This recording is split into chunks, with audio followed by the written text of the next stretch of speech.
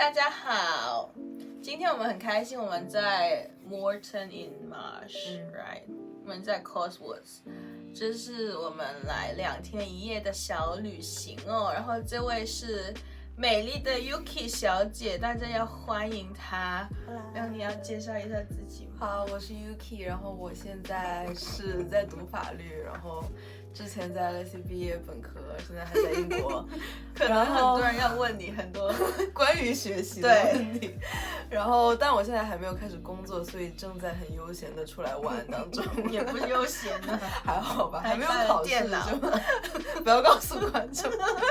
我们是很悠闲的出来玩的。不是贵妇，你看。就是他这样的姿态，她是实习的贵妇，她是来跟我学习怎么当一个贵妇的。那我们今天要玩一个节目，也是我们第一次的尝试。这个节目就是 Ask Me Anything， 但是我也可以问你，你也可以问我。对，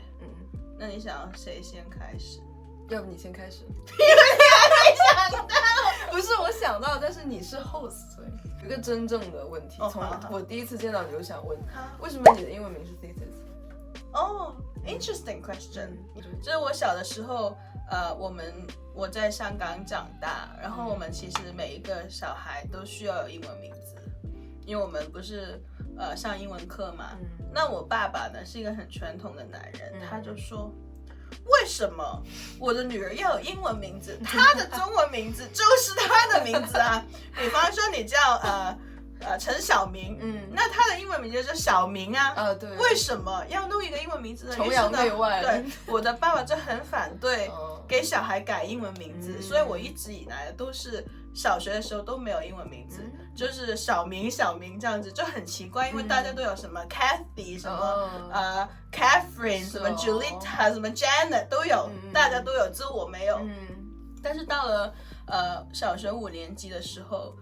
我们那时候因为我们上的中学是一个英文中学，就是除了中文以外，所有科目都是以英文教授的。然后呢，当时我们的老师就是开始为了预备我们上中学，他就说每一个同学从今天开始，我们都只能叫大家的英文名字。那还没有英文名字的人，你就要自己去取一个，不然我就会帮你取。对，就是这样子。OK。然后我当时，因为我从小就很喜欢看希腊神话，就是我6岁开始就看希腊神话。然后呢，我就很爱那一本书，那一本是好像是给小孩看的希腊神话。然后它后面会有一个 glossary，就是 refer。名字就中英对照，然后我当时因为老师说我要选一个嘛，于是我就翻了，到底叫什么名字好了，因为我就没有想过要从其他地方找我一直都是想说要从希腊神话找。那一般人不是会用什么 Athena 然后之类的，我就觉得那太普通，而且我已经有一个同学叫 Athena 当时，于是我就找了好几个什么 Echo 什么 Hebe，然后突然就看到 Athena 这个名字，就觉得感觉对，就当时只是11、12岁，然后我当时就是决定用这个名字，所以从那个时候开始，我的英文名字就叫 Thetis。对，所以到后面也一直没有想过改，就是很喜欢这个名字。也没有到喜欢，就觉得这是我，就这是我的名字。对，就没有想过要改没有，即便很多人会叫错，然后也有很多人就是会一直。没听过不是问题，他会乱叫啊。对哦，就是什么 Fert 什么 Bet 什么之类的。对，但是我都没有想过要改。对，就是这样子。那很不错。原来这是你的问题。我真的很好奇，我真的有很好奇，因为我觉得是个很好的。为什么没有问过？我也不知道。可以解答你的问题。这个很有趣啊，有很解答。但我还有一个想问的，可以联络吗？可以。就是因为你会占星嘛，就是你是我认识的人当中可以说是唯一一个，虽然也有人有这方面接触过，但应该是唯一一个我认识真的会占星的人。就我想问你，从什么契机开始接触 astrology， 然后？其实是一样的契机，就是像我刚刚跟你说，我小时候不是很爱看希腊神话。那我为什么爱看希腊神话呢？其实是因为我很小的时候，我妈就带我去，每一周我们都会去书店。那时候我就经常看到有星座书。那时候星座书其实只是很表面的12星座有什么个性啊这样子。但是我刚好看一本书，它就是会把星座跟希腊神话是结合的。他就说比方说每一个星座它不都是有一个 origin，就是比方说双鱼就是为什么是2条鱼啊，就是因为好像是有一个故事，就是爱神跟他的儿子 Cupid，他们在逃跑的时候，为了怕找不到大家，就是在也是脚绑一条绳，就是防止我们走掉，所以就是2条鱼的意思。那所以就是因为我喜欢星座，所以我才会看希腊神话，然后看希腊神话才会改这个名字，所以它好像都是一个故事，就是都是有关联的这样子。从小就对这方面比较感兴趣。对，呀。但是不是有的人就是说，可能兴趣是兴趣，他就不会进一步把它变成一个真正做的事情，比如说一个职业，或者说继续钻研嘛。那有什么事情是让你觉得我这个事情我是要把它继续做下去，直到现在？因为你现在也还有在做吗？我从来都没有想过要把它。我以前学的时候，纯粹是因为我喜欢，我从来没有想过要用占星来赚钱或者是怎么样。是什么时候开始呢？就是在我离职以后，我不是一直以来都是在一个很稳定的工作里面，然后我的工作是稳定到我完全都知道我明年会赚多少钱，然后会涨多少薪水，然后我知道我50岁的时候会过怎么样的生活，我知道我1年可以买几个包，就看到头了。对，它就是有个很 clear career path。until 我离职了，然后我一下子我先去旅游嘛，因为我本来喜欢占星，就是跟朋友看就这样子玩，对，然后我也很感兴趣，又很爱跟人讨论，然后我去旅游的时候，我去很多国家，然后见很多不同的网友嘛，然后去澳洲的时候，有一个女生，我就跟她就开车载我去她家玩，然后3个小时我们一直在聊不同的占星啊，然后她突然跟我说，Venus， 为什么你不开课？因为我觉得你讲得很清楚，我觉得我就是之前看其他人的，我都是一知半解，但是不知道为什么你一讲，我就好像懂了耶，我觉得好像你可以试一下。然后我当时想法是，我吗？怎么可能？我就觉得不能吧。但是因为我当时曾经跟自己说过一句话，在那一年里面，我就是因为我觉得自己经常是什么事情都还没有发生，我就先 say no，然后我就觉得因此而可能我会错过很多，所以在那一年呢，我就决定我先 say yes，包括跟这个女生见面，我本身跟她也没有很熟，她说你要不要来我家玩？如果是以前的我肯定说尴尬不要，但是我当时想说，你敢要我就敢去，对啊，是你家又不是我家，对吧？所以我就因为 say yes， 所以我才跟他有了很开心的3天，然后又有了他这个 suggestion，然后他这样子提议我，他就埋下一个种子，然后回来以后好像不止他，好像有很多人都有问，就说其实我觉得你可以做这个事情。当很多人讲一个事情，你就会开始想，难道我真的可以吗？确实。难道吗？而且不只是开课，也有人就是比方说我在加拿大跟另外一个朋友见面，他就会说，其实你现在没有工作，你也可以就是开始就是收费啊，就是占星试试看啊，就是接一点个案啊，我觉得你也可以，对吧？然后当时就是有开始实验性质的说收费就是什么22.2美金，就是30分钟，然后就突然就有30个人要来报名，哇！然后就在那个时候突然就这样子嘛，然后所以后来开课就是也是这样子，就是想说反正有人敢报名我就敢教，对吧？反正我又不会，我知道我自己不是一个随便的人，我肯定是很认真的教，所以我就觉得就是这样子。但是我后来当我开始做这个事情的时候，回首去看，我才发现原来生命中有很多事情是他早就为你准备好，但是你不知道。确实。就是你在做这个事情的时候，纯粹是因为你喜欢，你没有想说我要赚大钱，没有抱这个想法。对。但是他后来就会慢慢的发展，好像就会慢慢的you just go with the flow，然后好像他就会带你去一个你会很喜欢的路这样。那我知道，就是我认识 Yuki 也没有很久，可能3个月，对，3个月，对，3个月吧。是的。但是我知道Yuki 其实是一个很棒的人，就是第一次见他我已经知道了，就是我觉得这个人好像有很多的故事，或者是他其实是一个很 talented 的人，像他刚刚说他是一个什么法律的学生，只是他的其中一面而已，他可能其实有50面，做的事情太多了，50 Shades of You。他其实是一个很 talented 的人，所以我想要你可以介绍一下你的其他的生活嘛，就是除了是一个法律学生，其他我有做过的事情之类的，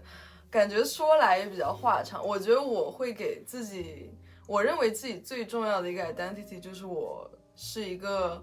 artist， 就是 quote unquote， 因为我并不是觉得说我真的职业上很专业，或者说我已经可以称自己是一个艺术家，但是我确实从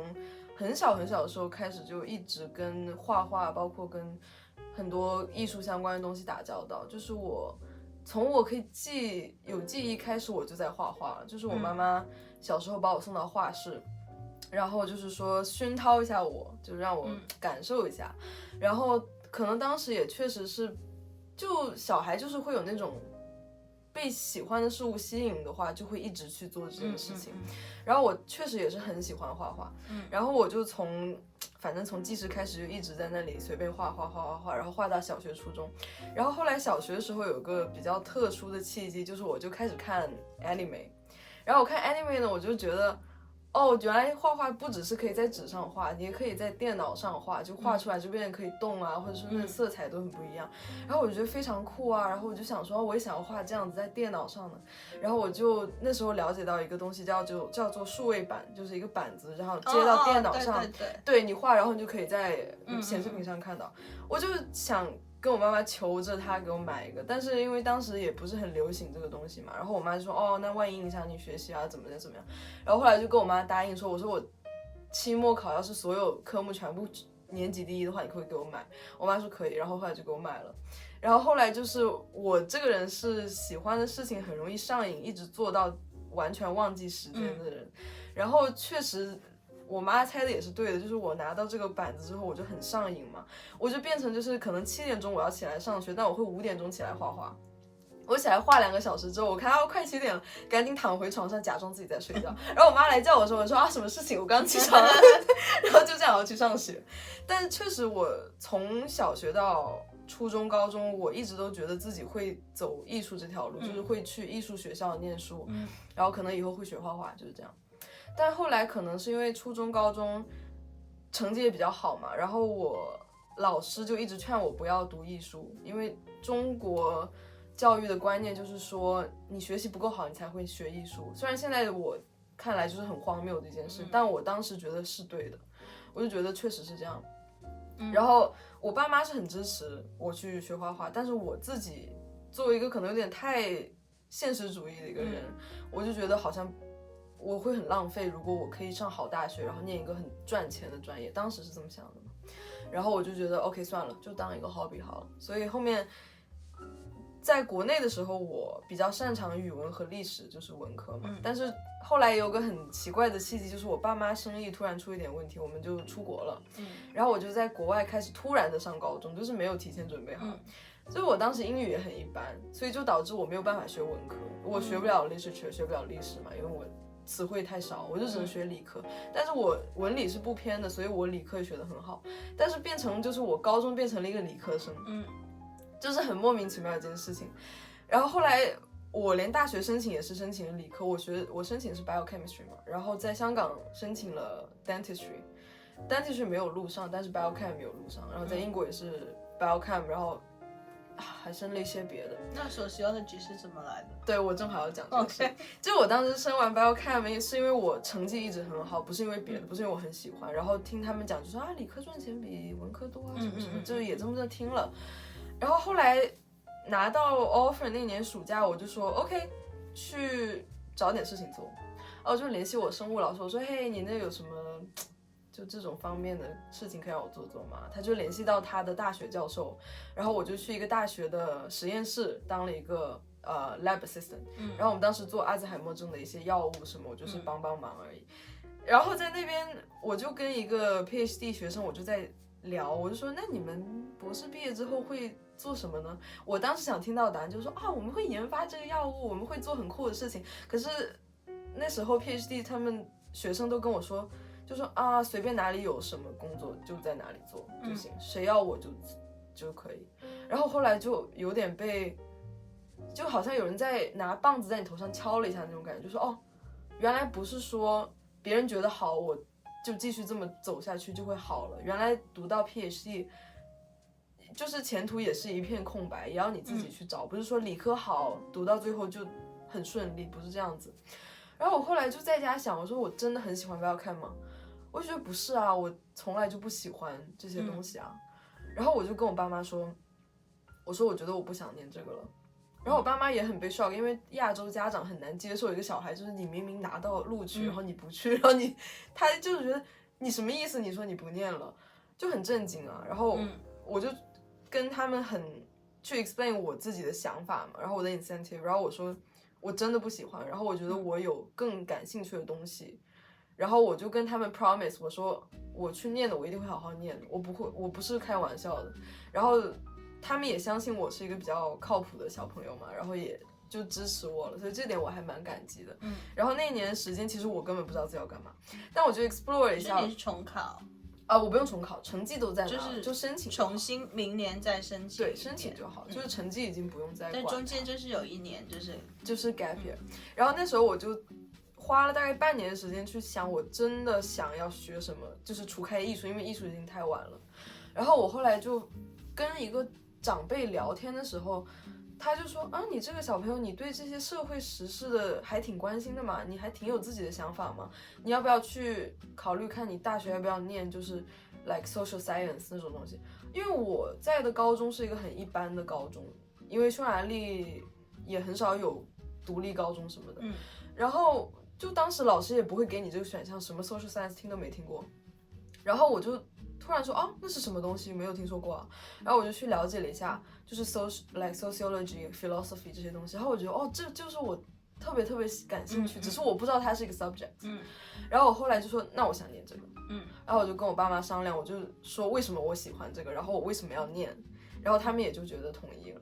然后我就读了3年的 sociology， 在我很喜欢的学校，然后我也觉得很感激嘛，就是有这样的机会可以赶紧转变道路，就不要后悔。然后也学了一些哲学啊 literature， 所以我觉得就是真的很适合我学的专业。然后后来学法律的话，就是一部分的考虑当然是说有现实因素，毕竟要留在这里作为一个 immigrant， 然后pay呢也要 decent，然后还有一方面就是我觉得当一个律师可以给你的 qualification 和经验是可以让你去在以后做更多事情的。因为我对 human rights 也很感兴趣嘛，然后本科的时候因为我学的 sociology， 所以也经常接触这种 minority 啊 inequality 这些事情，然后感触也很深。然后我就想这个东西可能在我以后如果想要给 human rights 做一些事情的话，还是可以帮到我的，不管是从 practical aspect 或者还是说一个 academic aspect， 就是我真的接触过这些 case， 所以我 I have say in this。 然后我就觉得可能目前来看也是一个比较适合我的一个道路吧。但是 Cities 也知道我还没有开始工作，然后也不知道会当多久律师，我也不会想要给自己一个 definition， 就是说我这辈子就是律师了。但是目前来讲3-5年内还是会先跟法律打交道，之后呢再决定要当一个艺术家还是要当一个律师，还是要当一个随便什么东西，就到时候再看。就只要开心就好啊，对，就什么都可以啊。Exactly。但我想问，那你现在其实还有画画吗？就是你还是会有做这个事情，就是不管你再怎么忙学习，你还是有分配。对。那现在画画对你来讲，它比较像是一个 leisure activity，还是一个怎么样的东西呢？我觉得它意味着很多。我觉得一部分是因为它根本就是我的一个 identity 很重要的一部分，就是没有它我不知道怎么我就不是我了那种感觉。当然还有一部分确实也是做一个 leisure， 因为有压力很大的时候，然后就觉得要 cling on to something， 然后要觉得就是说我可以抓住它，我可以在做这件事情的时候不要想别的，那我觉得画画就是一个这样的事情，就是我在做这件事的时候，我是完全很 passionate， 就是觉得完全可以投入，完全可以忘掉别的一切。虽然然后画完之后回到现实，就会觉得虽然我现在还是要面对一样的困难，但是我心情已经好了很多，我觉得可以再继续面对后面的事情了，就是有点像一个 safe haven 一样，就去一会儿，然后你创作的时候，你就觉得你可以 reclaim part of yourself，因为我觉得人在做压力很大的事情的时候会丢掉一点自己，但是我觉得画画就是一个你可以把这些抓回来，然后再继续走，然后丢掉一点再抓回来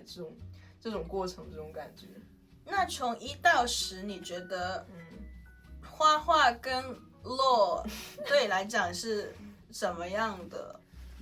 你是说它有重要性吗？还是你的喜欢或者是 passionate 的程度？我觉得画画我可以给它打9分，out of 10。Just to be prudent， 我不想给10 out of 10 on anything 。然后 law 的话，我现在会给他一个5，就是我目前还没有觉得他让我很 passionate， 就是让我觉得我不学他我很难受。但是我并不讨厌他，因为我觉得确实让我获得一种新的 perspective， 然后我觉得这个很 valuable。So yeah， 我也觉得学很多东西会让你更 grounded， 因为你知道这个世界发生什么事嘛。那以后的事谁知道呢？现在才那么小，Who cares？只要开心就好，只要开心就好。因为你可以成为任何一个人呢。就是你今天你也不画画，你也决定你就也不当律师，你就决定躺在家里种田。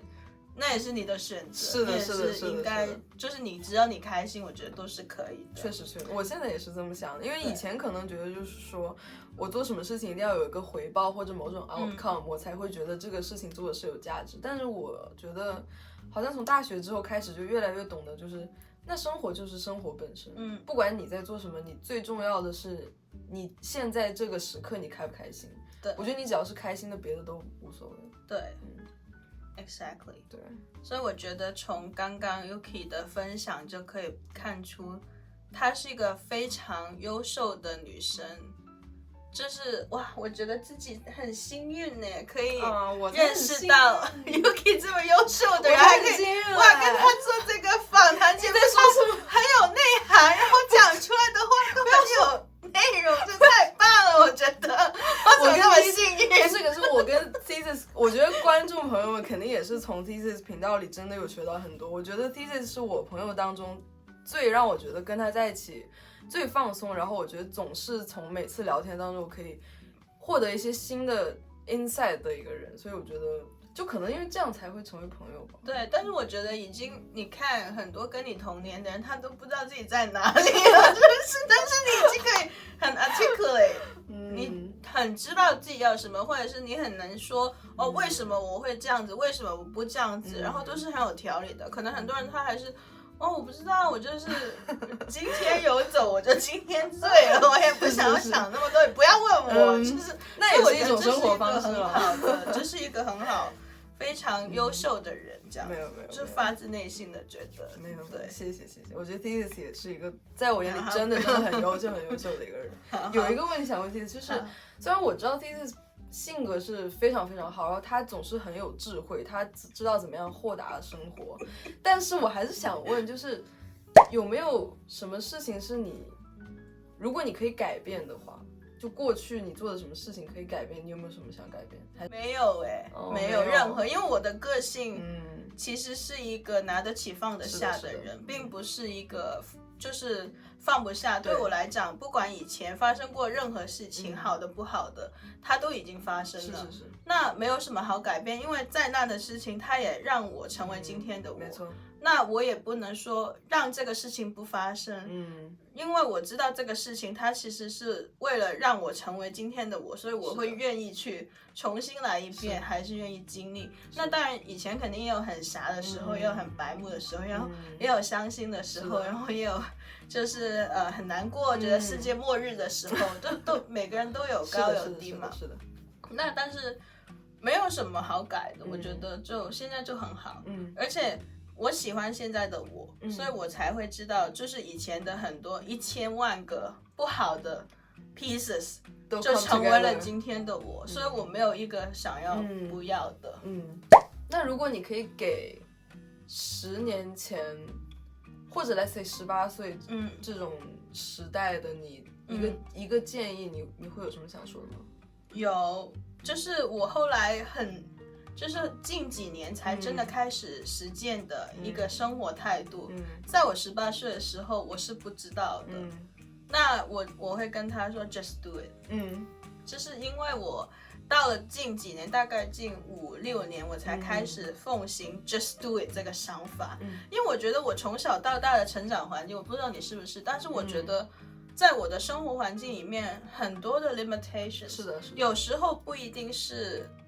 人家给我的，有时候可能是我的思想。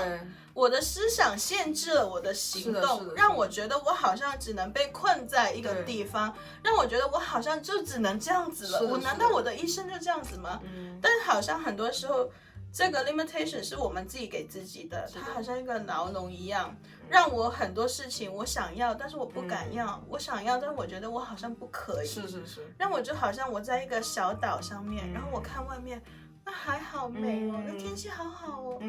我想出去碰一下水，但是万一我被海浪卷走怎么办呢？万一海啸来到呢？怎么办呢？我会死掉。然后你就想很多，导致你什么最后都一件都没有做。对，不只是学习啊，你找工作也是，你喜欢一个人也是，你做任何事情其实。或多或少都需要一点勇气。是的。就你要做一个改变，一个小改变，也都需要勇气。比方说，比方说我决定从明天开始每天运动好了。那我也可以啊，但是我从来都没有运动过。对啊，这样可以吗？对我的身体好吗？我的膝盖可以受得了吗？忍住吗？就是你会有1万个不去做这个事情的理由，但其实没有任何人阻止你，都是你自己在你的 in your head。是的，我觉得。如果回到18岁，我会跟那个自己说 ，just do it，you know what，you know，因为你的世界可以很大，而且如果你在更早的时候就愿意去 expand your world，你可能早在更早的时候，你已经活得更开心了。是的。所以就是现在。这个是有一点现在我已经不能改变，但是如果我可以回去，我就会跟他说，你不要怕那么多，你就只要你没有伤害其他人，是的，你也没有做坏事，是的。其实这个世界没有任何事情是你不能做的，没错，对，就去做了再说。是的，当做给我的一个建议，对我刚好在这个时代，我觉得这个事情也对我很重要。因为我觉得，虽然我现在还离18岁没有过去特别长时间，但我觉得。上大学这几年，我会给以前的自己一个 advice，除了 just do it 以外，就可能就是爱自己。因为我小时候是一个不爱自己的人，然后因为我不知道，可能如果观众有很多是在东亚的家庭环境里长大，可能很多人会跟我没有一样的感受，就是好像你的父母或者你身边的长辈总是不 approve 你，好像你做什么他们都觉得。就是应该的啊，或者你可以更好，然后就总是会挑着你不好的地方一直说。但是你作为大人，你再去看这个事情，你会觉得他们只是在挑刺，这个不代表什么。可是作为小朋友来讲，或者年轻人来讲，是很难去这样 objectively 看待那种评价的。反正我小时候是被那个东西损伤了很多，然后导致我这个东西一直是我的一个坎，特别是我跟我爸爸的关系。然后我以前就是觉得。我必须要在什么方面做得很好才可以被人家爱，比如说我要成绩很好，比如说我要长得很漂亮，比如说我画画很好，人家喜欢我的画才会喜欢我。就有一段时间我画画也进入这样一个误区，就是好像说要有人喜欢我的内容才会顺便喜欢我这个人，而不是直接喜欢我。然后后来我感觉大学这几年可能也是因为换到另外一个国家另外一个环境，然后学习了很多不同的，我觉得可能哲学也对我有点帮助，就是你到底是作为什么样的人存在，什么样的生活才是真正的生活，然后到底有没有真理，就是这些都其实都没有，就是你到最后就只有你自己，你的想法和你的生活就是你本人，就是你的存在，没有别的东西在影响你的存在。然后我觉得就是说回来，就是还是说你只要爱自己，你的那种能量就会吸引大家来爱你，如果你想要被人家爱或者随便怎么样的话，但是你只要爱自己，我觉得世界上包括你命运中很多东西好像慢慢会朝着好的方向去发展，就是你看什么都会变得很顺眼，我是这么觉得的。 Exactly。 那我觉得爱自己这个课题是一个很多人都 struggle， 是的，就是可能不是有一句说话吗？就是那个什么不幸的人用一生来疗愈他的童年，还是什么？对对对，是的，什么差不多这样。幸福的人是因为他有一个快乐的童年之类的嘛？对对对对对什么不幸的人就是用他的一生来疗愈他的童年之类的。反正不知道哪里看过，经常看到这句话。经常有这种话，对。那我觉得，我身边也有很多人是不是很懂爱自己的，就是因为我们的成长环境里面好像都只有 conditional love， 对，并没有 unconditional love， 对，但是我觉得这一个 concept 对于亚洲人来讲是很难的，因为我也没有对父母不敬的意识，但是因为他们的成长环境里面也没有这样子的东西，因为他没有，所以他也不知道要怎么爱你，他也只能用他学会的那一套来爱我们，所以这是我们需要花，可能比起西方人要更多的时间去疗愈童年，因为我觉得好像西方人他们是比较愿意去表达爱的，是的，没错。就是我觉得我们的文化不一样，对。但是我觉得活到今天，我都还蛮有自信的，说我是一个爱自己的高手，我是一个爱自己的 expert， 我不知道为什么，真的很，就是可以。我觉得我也可能学习了一段时间。那我觉得有一个 tips，就是怎么爱自己呢？就是把你自己当成是你最爱的宠物，或者是你的妹妹、弟弟一样，就是或者是你的小孩，如果你有小孩，你要想象一下，像我的狗，就是你怎么舍得骂它呢？你就是一个那么可爱的小东西。那你可以这么爱你的宠物，为什么你不能同样爱你自己呢？你不是比它更重要吗？这个方法真的很好。对啊，就是每一次当你想要 judge yourself 的时候，你停一下，可是我会这样子对我的小狗吗？就是明明我的小狗在我眼中，它怎么样都是很可爱的。但为什么我在我自己眼中不是任何时候都可爱呢？就是会停一下，然后就是提醒自己，其实我应该要对自己更温柔。对，就是这样子。对于 Thesis 说他是爱自己的高手，我觉得这是一个很公正的讲法，因为我觉得他是一个。就是散发着那种我很爱我自己，然后我很爱我的生活的一个人，然后这个让他比别人都更加 attract， 因为你总是可以从他身上获得很多好的 energy， 我觉得这个真的很重要啊，因为我不是想 judge 那些，可能也包括我和很多人在内，就是对自己有时候会有要求的人，就是那种紧绷的感觉是有时候会透露出来的，然后不管是他自己跟自己的相处，还是别人跟他的相处，都会因为那种紧张感隔着一层什么东西，就像有个 barrier 一样。当然这个是我包括大家在内，就是大家要慢慢学习怎么样去攻克这个 barrier 的事情。但我觉得确实如果你爱自己的话，像这样子就是会散发很多好的能量，然后让就是每个人看你的时候都会觉得你好像就是发光那种感觉。是吗？对啊，我心里想的你这个问好，但是我觉得有一个道理是很正确的，就是在你不知道怎么爱自己的时候，这个世界也不知道该怎么爱。对，是的。他也不知道，因为你比方说你怎么爱自己，其他人都看到这个人他是这样子对自己的，那我好像也不能怎么样，因为他都这样子对他自己的，对吧？比方说他就会觉得我好像也不能骂他因为他都这样子，他这么看得起自己，这么重视他自己，对吧？我不会随便骂我自己，我也不可能接受任何人来就骂我，对吧？这也是一种爱自己，也是保护自己啊。是的，就是在有人要对你不好的时候，你也要说你是谁啊？对，你给我滚开！你不是麻木的去接受一切给你的 comments 或者是外在的一切。其实爱自己就是你知道你的价值，然后你可以保护你自己，你 set your boundaries，就不让其他人来随意的，就是闯进你的生活，然后拿你的东西，然后就说你为什么不帮我这情乐之类的。所以我觉得爱自己好像真的是一个很重要，但是很基础，但是它又很难的一个事情，但是又很重要，真的很重要。对，因为你刚刚提到说你很喜欢 philosophy， 嗯，那我刚好呢，虽然我很喜欢思考，但是我是一个不太看这种书，因为我就觉得他们的翻译都很烂，然后我当时也没有接触到什么，因为很多都是什么德国人什么，那他们翻成什么都怪怪的嘛，都有一股怪怪的味道，对，所以我就想请你分享一下你觉得最有意思的一个 philosopher， 他的理念是什么？最有意思的一个 philosopher， 那我真得想想，因为我上大学的时候，我自己最感兴趣的一个哲学观念是存在主义，也就是 existentialism。然后，如果观众有人感兴趣的话，你可以搜索一下 Nietzsche 或者 people like that。然后 basically 存在主义的意思就是说，它其实是跟structuralism 是或者 fatalism 是相对的。fatalism 就是说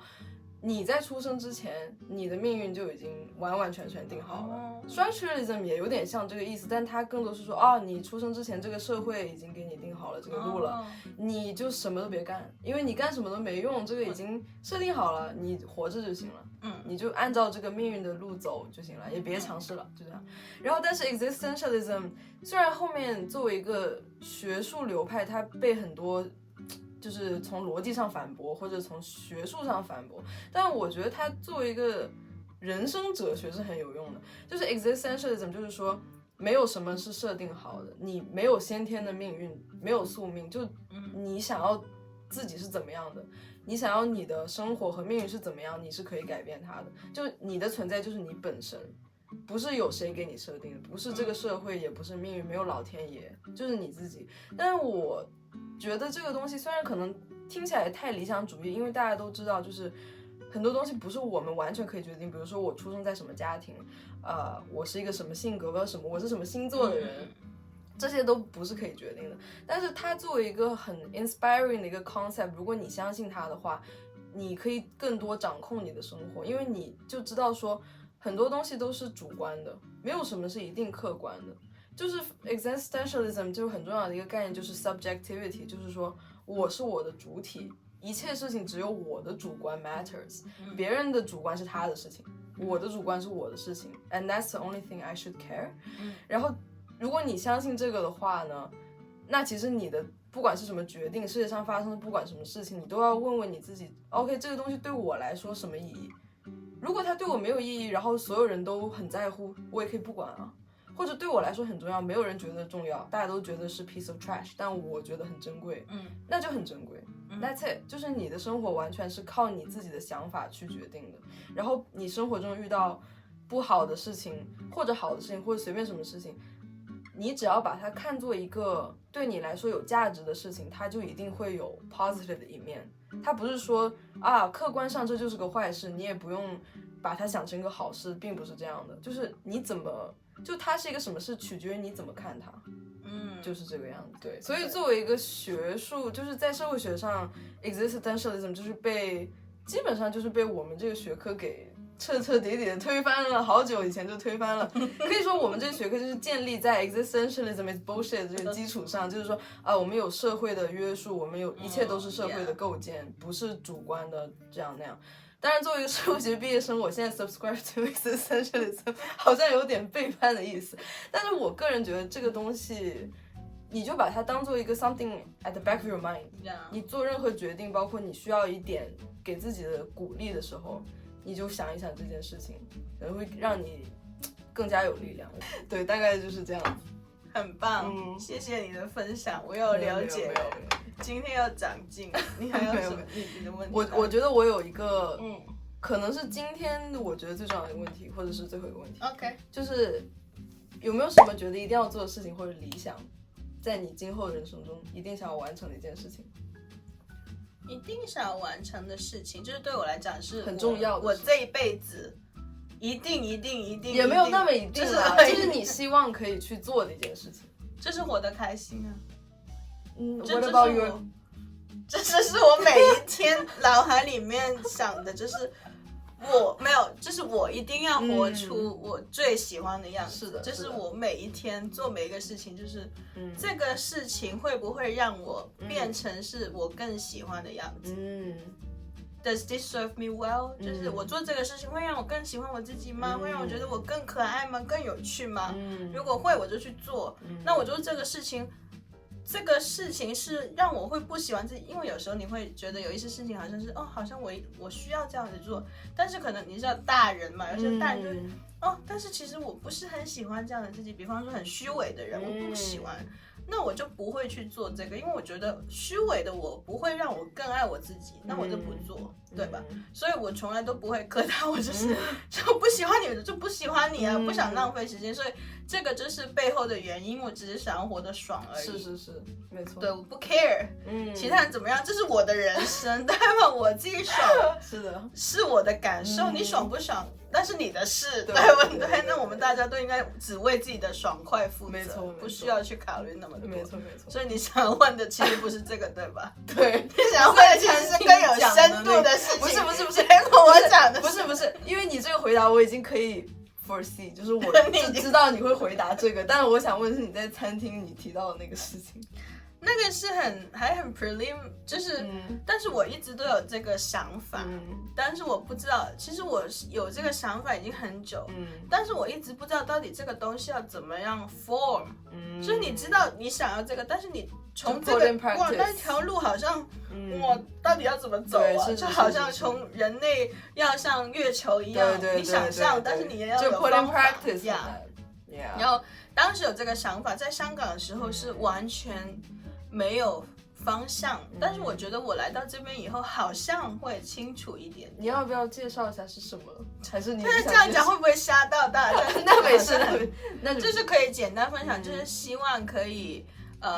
比方说我现在的分享，大家也看到，可能我以前经常就是分享好吃的，或者是去哪里玩了。当然那也是我人生很重要的一部分，因为我真的很爱吃，好吗？但是我是很爱享受，我就是个贵妇，怎么样？我真的喜欢好东西。我们是贵妇至上主义。对，但是还是很想要分享怎么样活得开心，怎么样成为你喜欢的样子，不是其他人喜欢的样子，是你喜欢。那为什么我会有这个想法？是因为在我年轻，可能你刚刚那个问题18岁的时候，我不知道原来我有 alternative，我根本不知道原来我是有选择，我不知道原来我可以活成这个样子。对，我以为我就那样了，我以为我就是一个像一只小羊一样就跟大队，大家去哪就去哪，要乖乖的按部就班，然后慢慢考上去，然后念很好的大学啊，找个老公啊，结婚生子，我就一直以为，我不知道原来我的人生可以有不一样的事情，所以如果想要做什么事情，就是我希望可以通过不管是YouTube 也好，或者是我做的任何事情也好，去分享我的想法。其实我最终是希望看的人，我觉得应该都是女生。如果有男人，那恭喜你，那你很幸运。就是让大家看的时候都知道，原来我是可以的，原来其实我是 I have choice。对，我不是只有成为一个贤妻良母，我不是只有要当一个公务员，其实我是可以成为任何一个人，只要我喜欢，我开心。但是在我18岁的时候，我不知道啊。如果我早知道，我还需要就是兜转嘛，我早就已经直接去了终点了。以我的个性，我就不需要浪费那么多时间跟你耗，所以我就希望可以做这个事情，不管最后做出来是什么，我其实也许不能到很大，但是我觉得我做的每一件事情都是为了 send this message，就是当然是分享开心，然后让大家都知道，其实不只是我，就是你也可以过得开心，没错，就是这样子而已，没错，yeah， 这很棒，我也是这么希望的。虽然我现在做的事情也没有说很严格的跟这个搭边，但是确实不管是画画还是做法律援助还是学社会学，我都觉得有一种能够让别人也看到不一样的可能性，或者让别人产生新的感觉，这个是对我来说很重要的事情。所以我觉得画画、法律和社会学包括哲学随便什么东西，我对他们喜爱的原因也可以说是同一个，就是会能够引起别人的共鸣，或者给别人新的启发，所以我觉得这也是。但是需要讲明的是，在我们做这种看似很大，就是它看似是为了大家希望可以分享的前提，一定是我们本身过得很好，就是我们很爱我们的生活，我们也很满足了，我就觉得哇，我很满，很幸福，多到我想要分享的时候，我才会去做。没错，如果我自己的人生都是一团糟，我是没有精力去考虑其他人过得怎么样，其他人开不开心，我只能过好我。所以我觉得，不管大家有什么宏大的理想，其实你还是要先回到自己的生活，先过好自己的生活，把自己照顾好，然后 make sure 你开心，然后你的生活是什么现实层面、精神层面、心灵层面都照顾好了，然后你想做的事情，你想嫁的人都已经嫁了，然后你就得到了你想要的，就是很满足，然后就想那好吧，那我就来思考一下怎么样去分享。对，就那种分享是自然而然的分享，所以它会有更大的力量，比起你很刻意的去分享，但是明显能感觉到它其实是空的，就你只是在说理论而已。然后包括你自己生活的方式，其实更能感染别人，因为比如像 Thesis， 我看到他生活的态度和方式，我觉得那就是激励我的一种力量，而不是说他教我怎么样生活，不是他给我讲很多道理。所以我觉得不管大家想要做什么，都一定要确保你是开心的生活，然后你一定要以自己为重。像我们刚刚一直在讲的，就是爱自己真的是第一位，就是爱自己的力量才会带动更多其他事情的改变。我觉得不管就是去 deal with 这个世界 surrounding you 的前提是你真正有好好 dealt with yourself， 就是你可以 sit properly with yourself， 你自己是 self-coherent self-consistent， 在这个基础上再去考虑你跟这个世界怎么样 communicate。 你看就是跟 Yuki 讲话真的很有内涵，没有了啦，哇，就是很有条理，然后太有智慧了吧，就 Oh my God， 这个人真的是前途不可限量，怎么办？所以以后我要逃出这个房间了，哪里的大姐就可以上台去 give a speech TED Talk，you know， 我要逃出这个房间了，真是哇，太厉害了！到时候我跟大家讲了一个，我就跟台上跟大家讲，我的 inspiration model 是 Thesis， 没有用，已经没有用，就是想说 ，Oh my God， 这么年轻，已经这么的 articulate， 所以真的是很棒，而且我觉得是很难得的。Yeah, you should be proud of yourself. I am. 不要担心了，就 proud 是一回事，但是也没有那么，对吧？那你就 proud 是 proud， 就是很棒，怎么样？棒是肯定很棒啊，就是你就是对啊，棒是肯定很棒，就是这样子，老梁就是很棒，这个就不用讲，肯定是很棒了，对吧？对啊，这确实是很棒。那好 ，Cheers！ 谢谢你今天问我那么多问题哦，谢谢你那么有条理的分享了那么多那么精彩的内容，我觉得大家都获益良多。那就太好了。那我觉得这么好聊的人可能会有下一次，我觉得那个好像多邀请我，对，可能很多东西可以跟大家分享。我会很愿意来，如果大家还愿意看我的话。我觉得愿意，美女谁不爱看呢？即便听不懂她讲什么，就看看也是好的，对吧？起码大家现实生活中也不太常遇到美女哦。大家关注你频道还遇不到美女吗？大家多多担待。好，那今天的时间就到这里了，我可能要分上下2集剪，因为太长。但是，谢谢大家的观看，拜拜，拜拜。